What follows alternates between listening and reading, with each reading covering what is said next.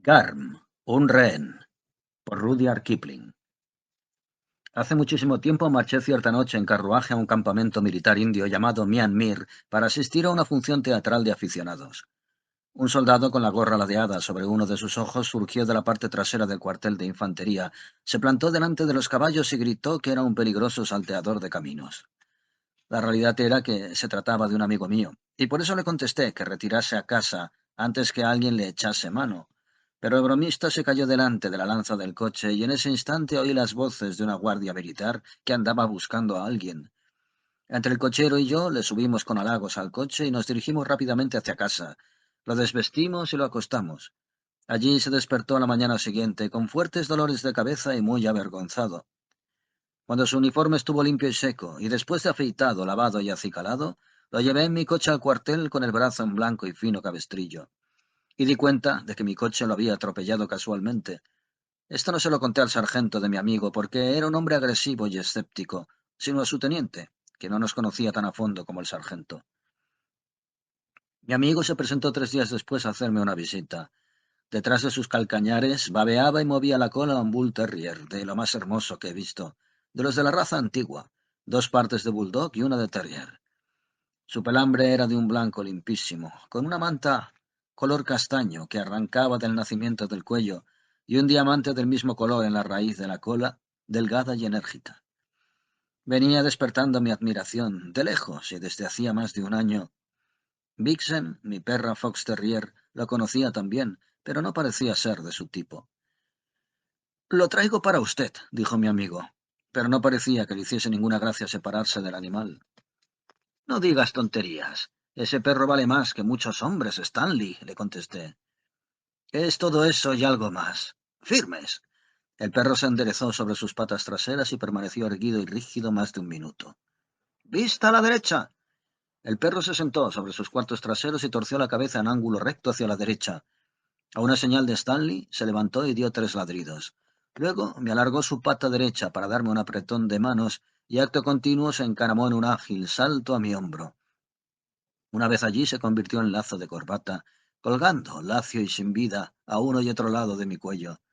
Stanley me dijo que lo agarrase y lo tirase al aire. El perro cayó dejando escapar un aullido doloroso y levantó una pata. «Es pura comedia», me dijo el propietario del perro, y dirigiéndose a éste le gritó: «Veamos. Vas a morir. Cava, pues tu pequeña fosa tiene que hacerse, y cierra tus ojitos». Renqueando siempre, el perro se arrastró hasta el borde del jardín, excavó un agujero y se tumbó dentro. Al decirle que ya estaba curado, saltó fuera de un salto, moviendo el rabo y solicitando con lloriqueos el aplauso. Realizó a continuación otra media docena de habilidades, tales como mantener quieto a un hombre sin dejarle huir. Yo fui ese hombre, y el perro se sentó delante enseñándome los dientes y dispuesto a saltar sobre mí. Interrumpir la comida a una voz del mando. Apenas había acabado yo de elogiar al animal. Mi amigo hizo un ademán que dejó tieso al perro como si le hubiese pegado un tiro.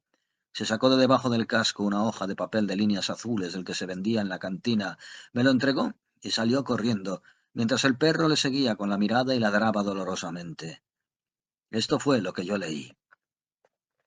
«Señor, le regalo el perro por haberme sacado del lío del otro día. Es la cosa mejor que yo conozco. Lo he adiestrado yo mismo y vale tanto como un hombre. Por favor, no le dé con exceso de comer y, por favor, no me lo devuelva, porque yo no lo recibiré si usted está dispuesto a guardarlo. De modo, pues, que no trate modo alguno de devolvérmelo. Me he callado el nombre del perro, de modo que póngale el que quiera y ya verá cómo el animal contesta. Pero no me lo devuelva, por favor.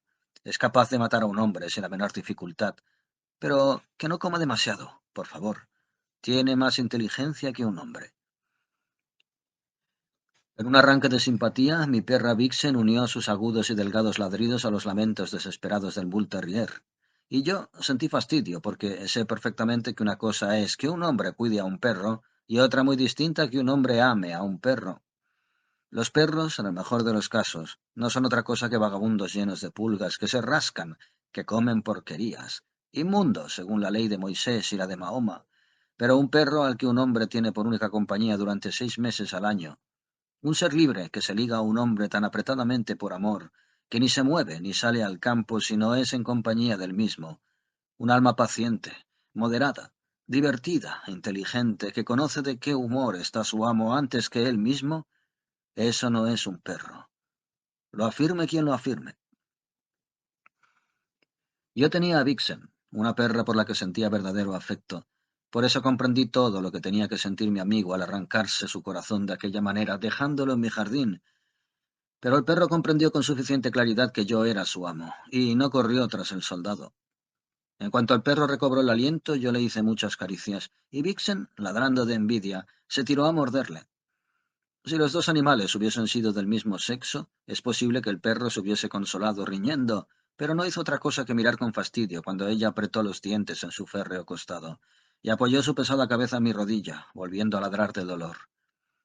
Yo tenía propósito de cenar aquella noche en el club, pero a medida que fue oscureciendo y al ver cómo el perro olfateaba por toda la casa vacía, igual que un niño que se esfuerza por sosegarse después de un atracón de llanto, experimenté la sensación de que no podía consentir que el perro sufriese el dolor de pasar su primera velada en soledad.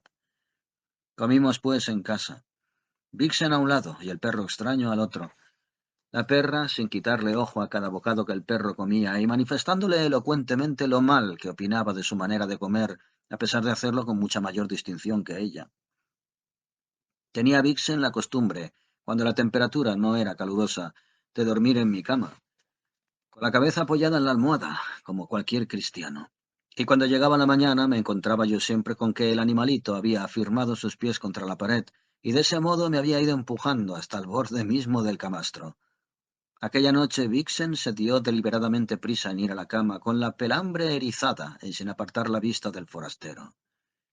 Este se había dejado caer en una esterilla en actitud de desamparo y desesperanza, con sus 4 patas estiradas, gimiendo dolorosamente.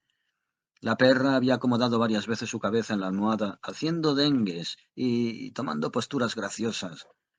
Luego, antes de dormirse, dejó oír, como de costumbre, su canturria lloriqueante. El perro forastero se fue aproximando suavemente con disimulo hacia mí. Yo saqué fuera de la cama mi mano y él me la lamió. Aquello bastó para que sintiese mi muñeca cogida entre los dientes de Vixen, que dejó oír al mismo tiempo un refunfuño de advertencia, con el que me quería decir, con la misma claridad que si hablase, que me mordería si yo prestaba mayor atención al perro forastero. La agarré con mi mano izquierda por el grueso cogote y le di varias sacudidas fuertes, al mismo tiempo que les decía: si lo vuelves a hacer, Vixen, te sacaré a la terraza. Acuérdate bien de lo que te digo.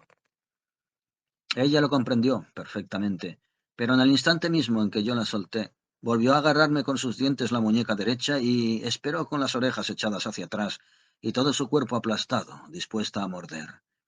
La cola del perrazo empezó a golpear el suelo humildemente, como queriendo poner allí las paces. Agarré de nuevo a Vixen por el cuello. La saqué de la cama levantándola como si fuera un conejo, cosa que le disgustó muchísimo y la hizo ladrar.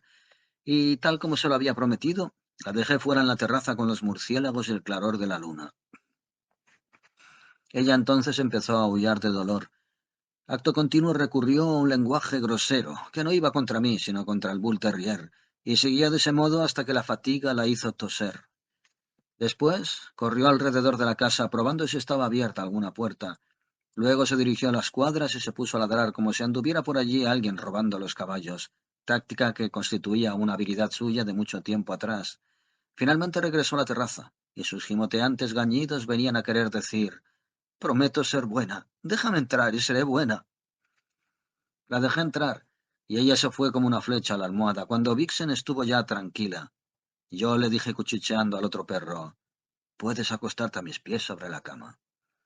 El Bull Terrier se subió a la cama de un salto, y aunque yo sentí como Vixen temblaba de rabia, ella comprendió muy bien que de nada le valía protestar.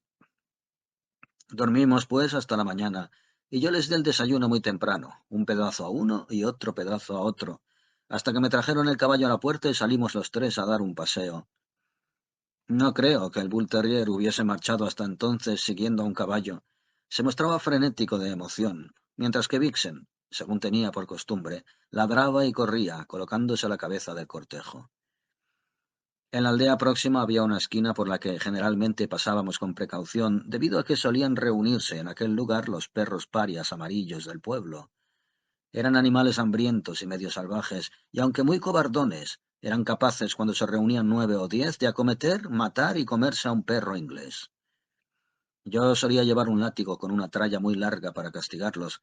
Aquella mañana acometieron a Vixen, que quizá deliberadamente se había salido de la sombra de mi caballo. El Bull Terrier venía unas 50 yardas más atrás, caminando a saltos por entre el polvo y sonriéndose con la sonrisa propia de los perros de su raza. Vixen dejó escapar un chillido. Media docena de aquellos gozques despreciables se abalanzó contra ella. Surgió detrás de mí una rayita blanca que avanzaba con rapidez cerca de Vixen. Se levantó una gran polvareda, y cuando la polvareda se aclaró, pude ver a un perro paria muy alto con el espinazo roto, mientras el Bull Terrier arrojaba violentamente por tierra a otro perro. Vixen retrocedió hasta colocarse al amparo de mi látigo, y el Bull Terrier se me acercó sonriendo más que nunca, cubierto con la sangre de sus enemigos. Entonces resolví llamarlo Garm, el del pecho ensangrentado, personaje de gran renombre en su época, o Garm a secas. Me incliné pues hacia adelante y le dije cuál habría de ser transitoriamente su nombre. Él miró hacia arriba, mientras yo se lo repetía una y otra vez, y luego se alejó corriendo. Yo le grité «Garm». El Bull Terrier se detuvo en seco, retrocedió corriendo y se me acercó preguntándome qué le mandaba. Entonces comprendí que mi amigo el soldado estaba en lo cierto y que aquel perro entendía y que valía más que un hombre.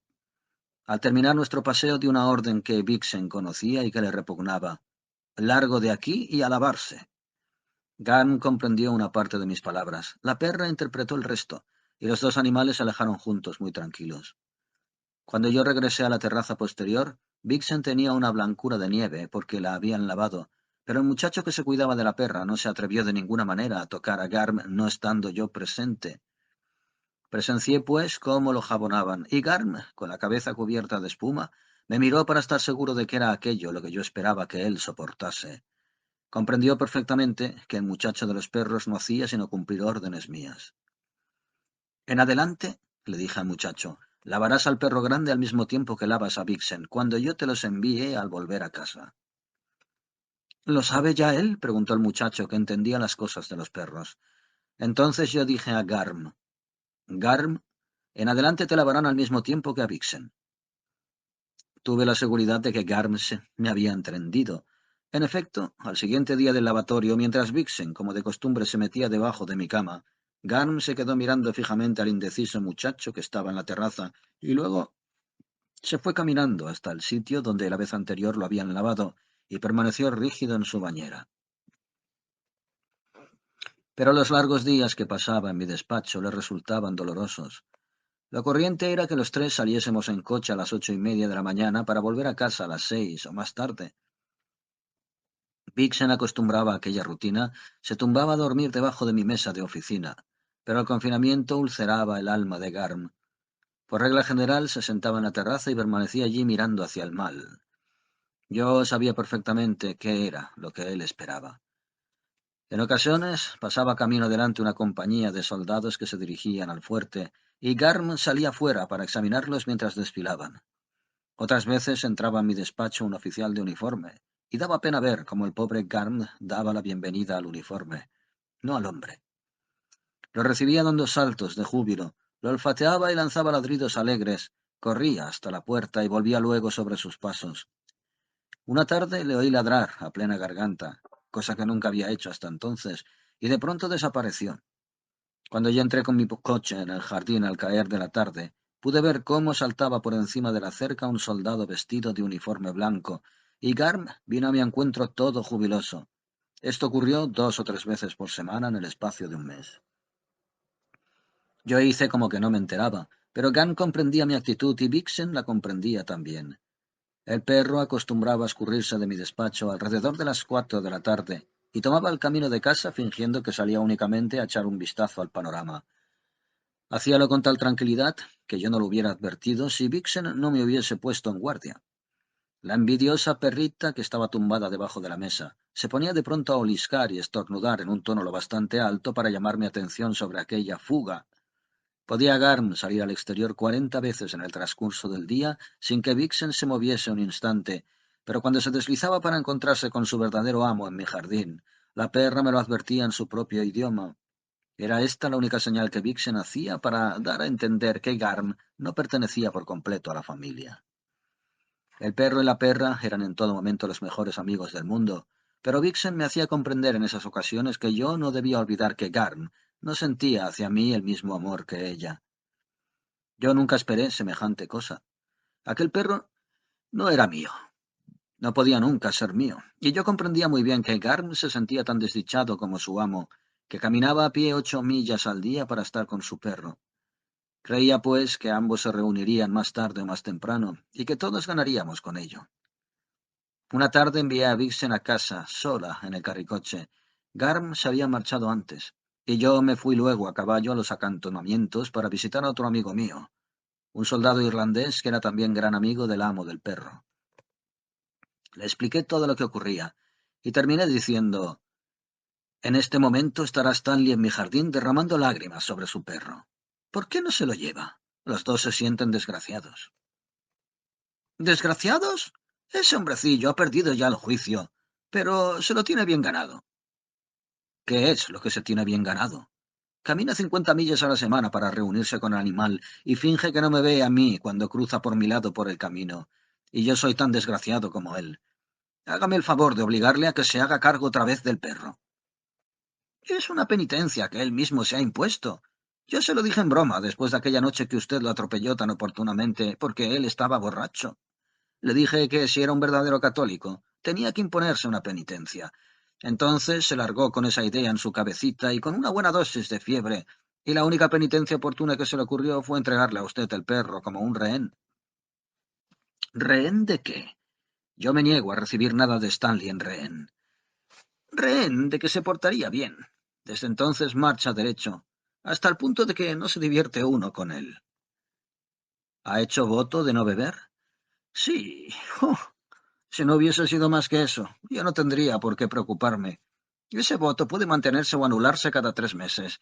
Stanley me asegura que nunca más volverá a ver al perro porque, fíjese bien en lo que le digo, eso le obligará a no apartarse nunca del buen camino. Usted conoce ya sus chifladuras. Pues bien, esta es una de ellas. ¿Y cómo lo resiste el perro?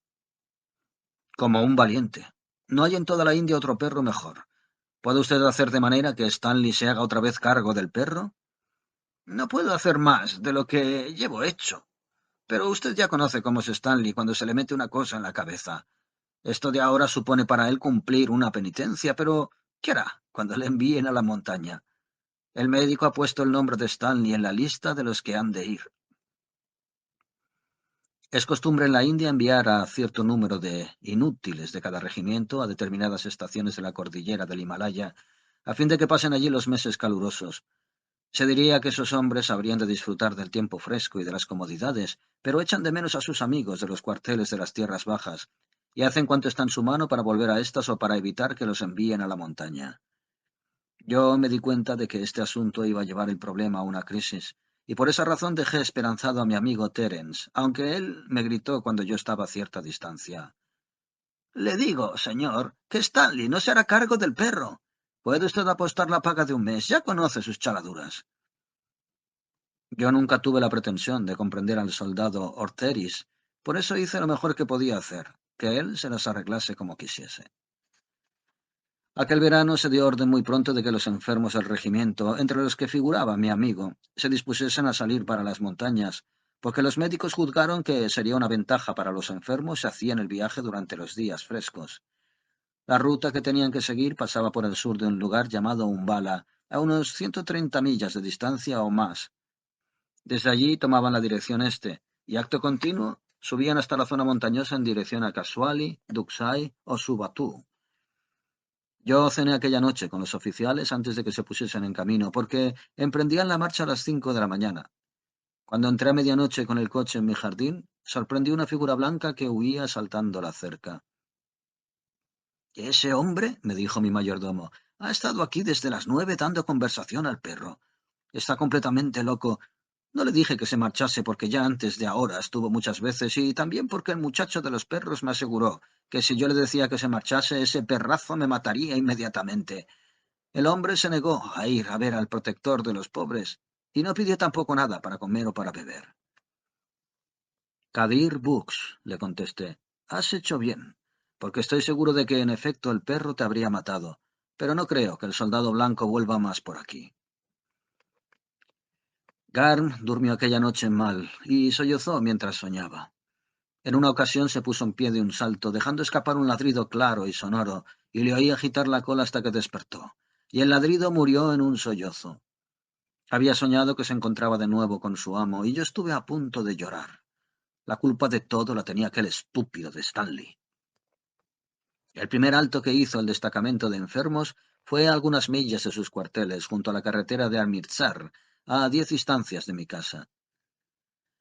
Por pura casualidad se le ocurrió a uno de los oficiales regresar en coche para darse otra buena comida en el club, porque las comidas que se hacen durante las marchas son siempre malas. Y yo me encontré con él. Se trataba de un gran amigo mío, y yo estaba seguro de que él amaba entrañablemente a los perros. Su perro mimado era un sabueso grande y gordo, que le acompañaba también a la montaña para cuidar de su salud. Aunque estábamos todavía en el mes de abril, aquel animal gordinflón y de color pardo bufaba y jadeaba en la terraza del club como si estuviese a punto de estallar. El oficial me dijo: «Es cosa de asombro, como estos enfermos míos encuentran excusas para regresar a los cuarteles. Llevo en la compañía a un soldado que me ha pedido licencia para regresar al cuartel al fin de pagar una deuda que se ha dejado olvidada. La cosa me hizo tal gracia que le autoricé a ello, y el buen hombre se largó satisfecho como Punch. Andar 10 millas para pagar una deuda. Yo me pregunto qué es lo que ese individuo se trae en realidad entre manos». «Si me llevas en tu coche a casa, creo que podré hacértelo ver», le contesté. Marchamos pues a mi casa en su carricoche, acompañados del sabueso. Por el camino le conté la historia de Garm.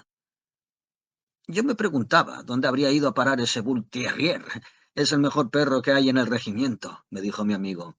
Hará un mes que yo le ofrecía a ese soldadito 20 rupias por el perro, pero según tú me dices, está en rehén de la buena conducta de Stanley. Stanley es uno de los mejores hombres que tengo, cuando a él le da la gana de serlo. Eso me lo explica todo, le contesté. Un hombre de poco más o menos no habría tomado las cosas tan a pecho como él. Llegamos con nuestro coche calladamente hasta el extremo más alejado del jardín y nos deslizamos subrepticiamente alrededor de la casa. Junto a la cerca había un sitio cubierto de tamariscos, donde yo sabía que Garm guardaba sus huesos sin permitir ni siquiera a Vixen sentarse por allí. Al pleno claror de una luna de la India, pude distinguir un uniforme blanco que se inclinaba hacia el perro. Por fuerza tuvimos que oír lo que Stanley decía. «Adiós, viejo. Por amor de Dios, no te dejes morder ni enrabiar por ninguno de esos perros parias roñosos. Tú puedes defenderte bien, viejo. No te emborraches, ni andes de aquí para allá irritando a tus amigos. Coge tus huesos y come tu parte de bizcocho y mata a tus enemigos como un caballero. Yo me marcho. No huyes. Yo me marcho a Kasauli, donde ya no te veré más». Vi cómo agarraba a Garm por el hocico, impidiéndole abrir la boca cuando éste lo irguió hacia las estrellas. «Permanecerás aquí y te portarás bien, y yo me marcharé, y trataré de portarme bien, aunque no sé cómo voy a poder dejarte. No lo sé». «Todo eso es una condenada estupidez», dijo el oficial, dando palmaditas cariñosas a su sabueso gordinflón, viejo y estúpido. Luego llamó al soldado. Este se puso en pie de un salto, avanzó y saludó. «¿Usted aquí?», preguntó el oficial, volviendo la cabeza hacia otro lado. «Sí, señor, pero en este momento regresaba al sitio en que acampamos». «A las 11 saldré yo de aquí en mi coche. Usted me acompañará. No puedo permitir que mis enfermos anden de acá para allá como se les antoje. Preséntese ante mí a las 11, aquí mismo». Fue poco lo que hablamos una vez dentro de mi casa, pero el oficial refunfuñó y le tiró de las orejas a su sabueso. Era este un perro ridículo, un verdadero felpudo de puerta de calle, atiborrado de comida. Cuando se dirigió hacia mi cocina con paso torpe, a fin de que le diesen de comer, se me ocurrió una idea brillante. Al dar las 11 de la noche no hubo manera de encontrar por parte alguna el sabueso del oficial, y jamás un hombre armó un barullo como el que armó mi amigo. Llamó a su perro, gritó, se enojó y anduvo registrando durante media hora por mi jardín. Yo acabé diciéndole: «Con seguridad que aparecerá por aquí cuando amanezca. Envíame por ferrocarril a uno de tus hombres y yo encontraré al animal y te lo devolverá». «¿Animal?», me contestó mi amigo. «Yo aprecio a ese perro bastante más que a cualquiera de los hombres que conozco. Tú hablas con mucha tranquilidad porque tienes aquí a tu perra. En efecto, Vixen estaba allí, debajo de mis pies, y si hubiese desaparecido, es seguro que todo el personal de mi casa habría quedado suspenso de comida y salario hasta que regresase la perra. Pero algunas personas se aficionan a perros que no valen ni siquiera un latigazo. Mi amigo no tuvo más remedio que ponerse en camino, llevando a Stanley en el asiento trasero. Entonces el muchacho de los perros me dijo: «Pero, ¿qué clase de animal es este perro de Bulen Shabib? Fíjese en él». Marchó a la choza del muchacho, y allí estaba el viejo condenado sobre una esterilla, y muy bien sujeto con una cadena. Por fuerza tuvo que oír cuando su amo estuvo llamándolo durante 20 minutos, pero no hizo tentativa alguna de ir a reunirse con él. El muchacho de los perros dijo desdeñosamente: «No tiene vergüenza. Es un spaniel. Ni siquiera intentó desembarazarse de esa mordaza de trapo cuando su amo le llamaba. Si se hubiese tratado de Vixen, ésta habría saltado por la ventana, y si hubiese sido el perro grande, amordazado y todo, me habría matado. Claro está que hay perros de muchas clases». Qué sorpresa la mía, cuando al atardecer del día siguiente se presentó allí nada menos que Stanley. El oficial lo había enviado por ferrocarril desde una distancia de 14 millas con una carta en la que suplicaba que le enviase el sabueso, si es que lo había encontrado, y que, en caso de no haber aparecido, ofreciese una gran recompensa a quien lo presentase. El último tren salía para el campamento a las 10:30, y Stanley permaneció hasta las 10 charlando con Garm. Yo le razoné, le supliqué, y llegué incluso a amenazarle con matar de un tiro al Bull Terrier, pero el hombrecito se mantuvo tan firme como una roca, a pesar de que le obsequié con una buena cena y de que le hablé con gran severidad.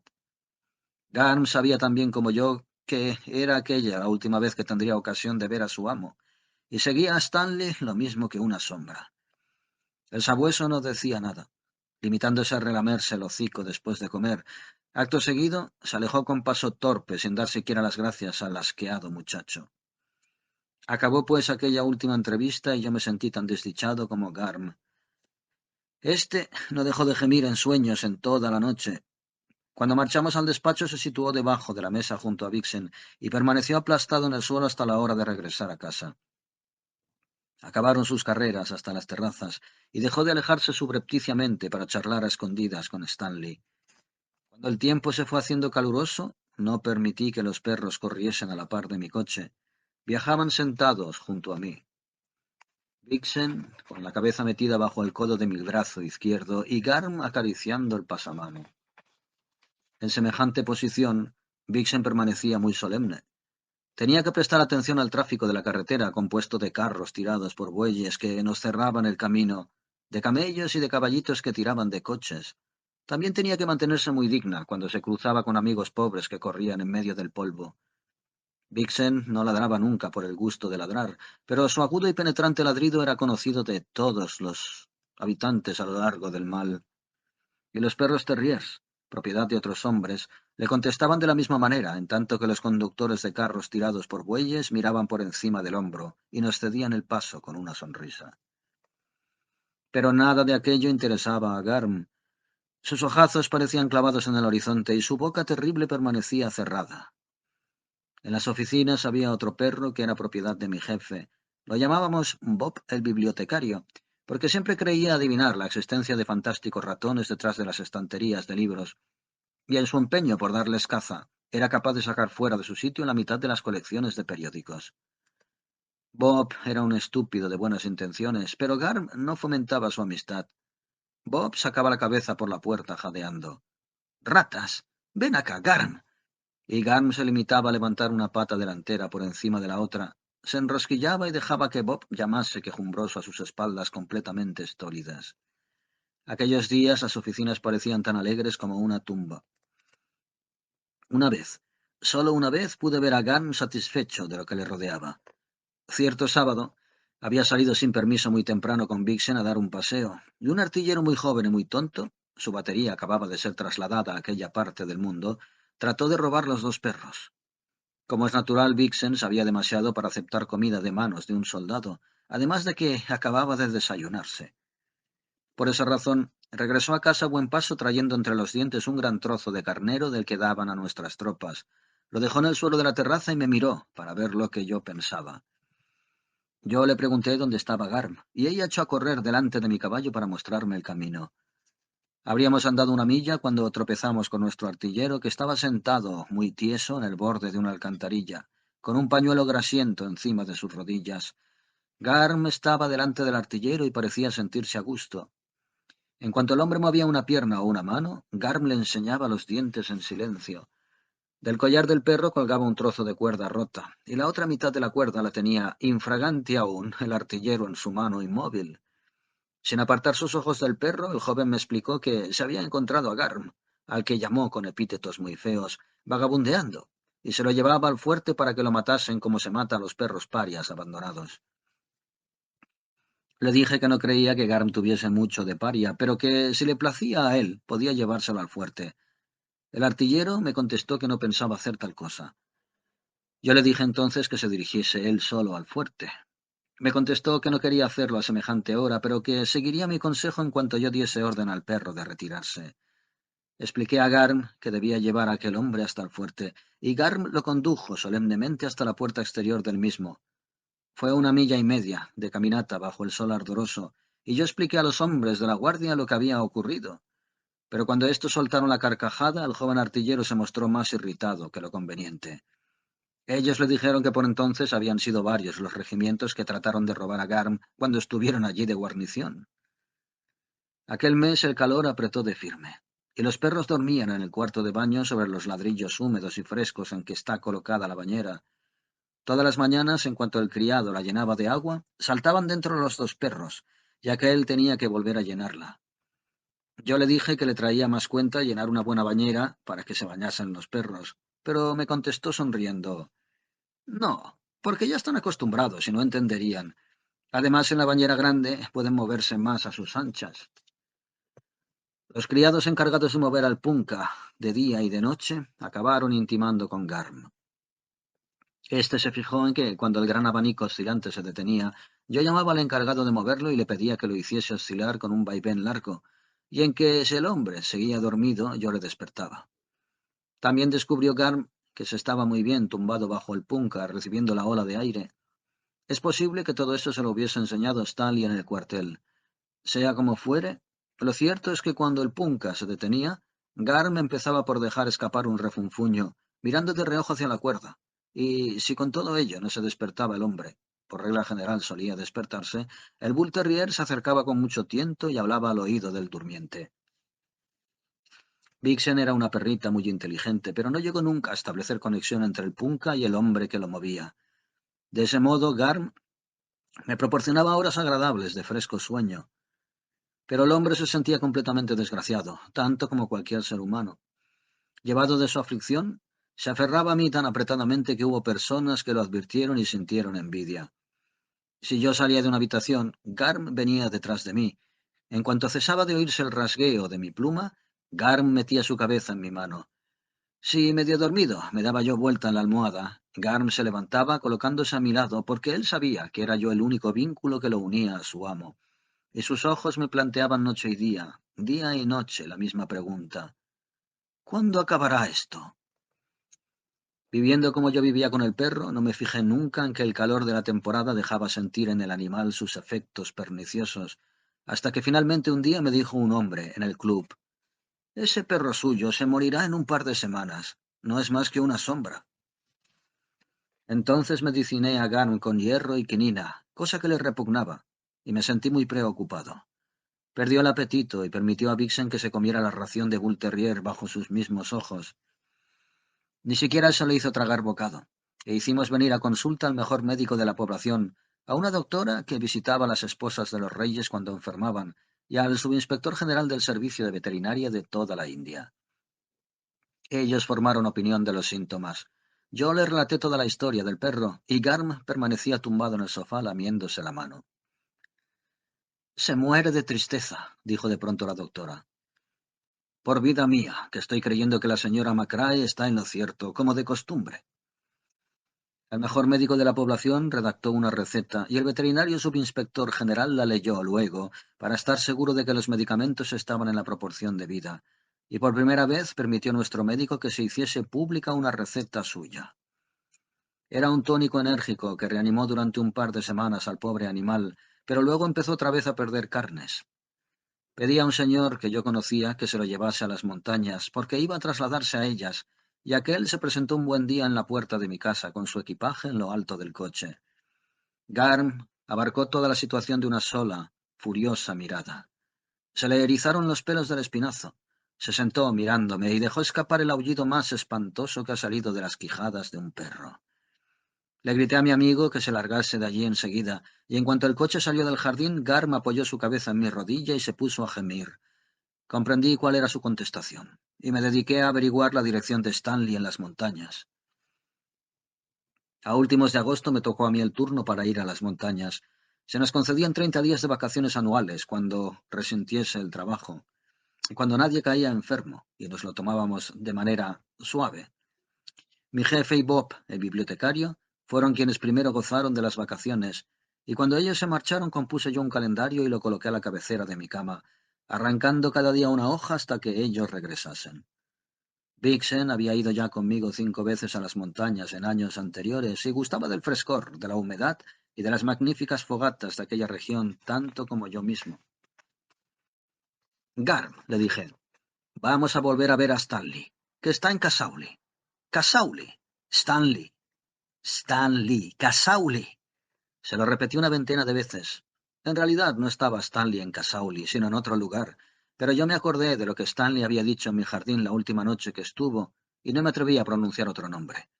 Al oírlo, Garm empezó a temblar. Luego ladró, y por último me acarició a saltos, irguiendo y sacudiendo la cola.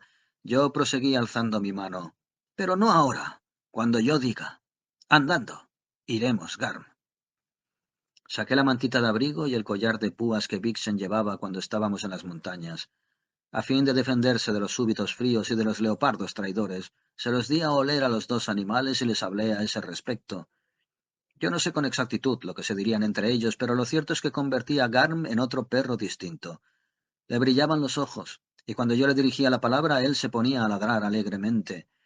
Durante las 3 semanas que siguieron, Garm hizo con normalidad sus comidas y se dedicó a matar ratas, y cuando empezaba a gimotear no tenía yo sino que decirle Stanley, Casauli, Casauli, Stanley, para reanimar sus ánimos. ¿Por qué no había pensado yo antes en ello? Mi jefe regresó muy moreno por efecto de la vida al aire libre, y muy irritado al encontrarse con la calurosa temperatura de los llanos.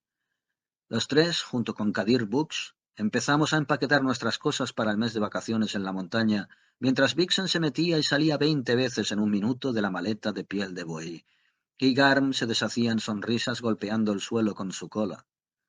Vixen conocía las rutinas del viaje tan bien como las tareas de mi oficina. Cuando marchamos a la estación, iba ella en el asiento delantero del coche cantando canciones, en tanto que Garm permanecía sentado a mi lado. La perra se metió corriendo en el vagón de viajeros. Contempló a Kadir Busk mientras me hacía la cama. Bebió su ración de agua. Se enroscó en su sitio habitual sin quitar su ojo, el de la mancha negra, del barullo del andén. Garm siguió a la perra. La gente se apartaba para dejarlo pasar, y después se sentó en los almohadones con los ojos relampagueantes y la cola formando una especie de neblina a sus espaldas. Llegamos a Umbala al rayar el alba, cálida y brumosa. Éramos 4 o 5 hombres que habíamos trabajado de firme durante 11 meses y nos lanzamos a llamar a gritos a nuestros DACs, que habían de conducirnos hasta Kafka, al pie de las montañas. Todo aquello era nuevo para Garm. No conocía aquella clase de coches en que uno se tumbaba como en una cama, pero Vixen estaba enterada y saltó sin titubeos en el lugar que le correspondía, cosa que Garm hizo a continuación. Antes que se construyese el ferrocarril, la carretera de Kafka era un trayecto de 47 millas, cambiándose el tiro de caballos cada 8. Casi todos echaban fuera, coceaban, tenían violentas arrancadas, pero caminaban a pesar suyo, y en esta ocasión mejor que en las anteriores, debido a los ladridos voluminosos que Garm lanzaba a retaguardia suya. Era preciso vadear un río, y 4 bueyes tiraron del coche. Vixen sacó fuera la cabeza por la puerta corrediza y estuvo a punto de caer al agua cuando daba órdenes. Garm permanecía callado y miraba con curiosidad, y hubo que tranquilizarlo a propósito de Stanley y de Casauli. Y así llegamos entre ladridos y gañidos a Calca, donde almorzamos. Garm comió como dos. A partir de Calca, La carretera trazaba curvas entre montañas y viajamos en un cochecito tirado por caballos pequeños y derrengados, cambiándose el tiro cada 6 millas. En aquella época no soñaba nadie con la posibilidad de construir un ferrocarril hasta Simla, porque esta población se hallaba situada a 7.000 pies de altura sobre el mar. La carretera tenía más de 50 millas y la norma de velocidad era todo la que los caballitos eran capaces de desarrollar. También en ese trayecto fue Vixen la que guió a Garm desde un coche a otro, saltando luego al asiento trasero y poniéndose a alborotar. A cosa de 5 millas de distancia de Calca, nos salió a recibir la fresca brisa procedente de las nieves y la perra gimoteó pidiendo su mantita porque su prudencia le hizo temer un catarro al hígado. Yo llevaba preparada también una manta para Garm, y se la puse cuando nos alcanzó la brisa fresca en nuestra subida. Garm, sin comprender bien lo que aquello significaba, la masticó, pero creo que me lo agradeció. ¡Yi! Vociferaba Vixen cuando doblábamos a gran velocidad las curvas. ¡Tú! Bramaba la trompa del cochero en los sitios peligrosos, y Garm ladraba. ¡Guau! ¡Guau! Kadir Busk iba en el asiento delantero y se sonreía. También él se alegraba de huir del calor de los llanos que hervían la calijina que dejábamos a nuestras espaldas. De cuando en cuando nos cruzábamos con algún conocido nuestro que regresaba para reanudar sus ocupaciones y que nos gritaba al pasar: «¿Qué tiempo hace por allá abajo?». Nosotros le contestábamos de la misma manera: «Aquello es un horno». Yo a mi vez le gritaba: «¿Y cómo se está por aquí arriba?». La contestación era siempre: «De maravilla», y cada cual seguía su camino. De pronto, Kadir Busk dijo por encima del hombro: «Ya llegamos a Solón». Garm roncó, tumbado y con la cabeza sobre mi rodilla. Solón es un acantonamiento pequeño y poco agradable, pero tiene la ventaja de ser sano y de gozar de una temperatura fresca. Se trata de un lugar pelado y ventoso, y es costumbre apearse allí para comer alguna cosa en la casa de reposo que hay cerca. Yo eché pie a tierra con los dos perros, mientras Kadir Busk preparaba el té. Un soldado nos dijo que podríamos encontrar a Stanley por allí, señalándonos con la cabeza a un monte pelado y tétrico. Trepamos hasta la cima y descubrimos a distancia al mismísimo Stanley, que me había causado todas aquellas molestias, sentado sobre una peña con la cara oculta entre las manos y el capote medio caído a su alrededor. En mi vida he visto a un ser tan abatido y solitario como aquel hombrecito encogido y pensativo en la gran ladera gris del monte. Allí me abandonó Garm. Se marchó sin decir palabra, y a lo que me pareció sin mover siquiera las patas. Su cuerpo voló como una flecha por el aire. Oí el ruido del golpe cuando el perro se lanzó sobre Stanley, haciendo caer al hombrecito por tierra limpiamente. Ambos rodaron juntos por el suelo entre gritos, gañidos y caricias. Yo no pude ver lo que allí había de perro y lo que allí había de hombre hasta que Stanley se levantó y rompió a sollozar. Me dijo que había padecido fiebres intermitentes y se encontraba muy débil. Su aspecto correspondía a sus palabras, pero estando yo mirándolos, lo mismo el hombre que el perro fueron dilatándose hasta adquirir sus volúmenes naturales, tal y como les ocurre a las manzanas secas cuando se echan al agua.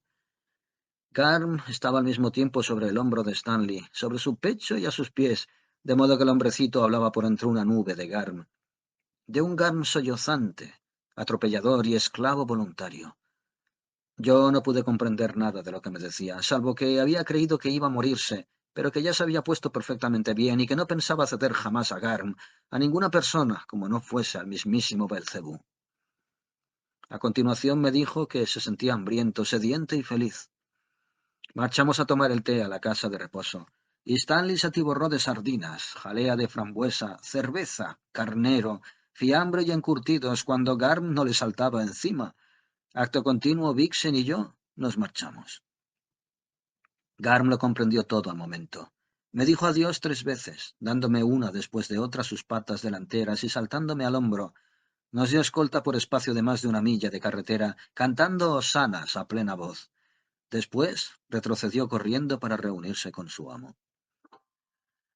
Vixen no abrió una sola vez la boca, pero cuando llegó el frío crepúsculo y distinguimos las luces de Simla monte arriba, oliscó con la nariz a la altura del pecho de mi abrigo Ulster. La desabroché y ella se colocó dentro. Acto continuo, dejó escapar un pequeño bufido de satisfacción y se durmió enseguida, con la cabeza sobre mi pecho, hasta que nos apeamos del coche en Simla, como los dos seres más felices que había aquella noche en el mundo. Lo que puede un perro. Sin buscarlos, nos vienen de otros hombres cada día dolores incontables. ¿Por qué, si de sufrir ciertos estamos, nuevas tristezas siempre nos buscamos? Hermanos míos, evitad el hierro, de que os desgarre el corazón un perro. Si un cachorro compráis, habréis comprado con dinero un cariño inquebrantable, pasión, adoración, alimentadas tan pronto a puntapiés como a palmadas, mas del peligro, hermanos, yo me aterro, de que os desgarre el corazón un perro.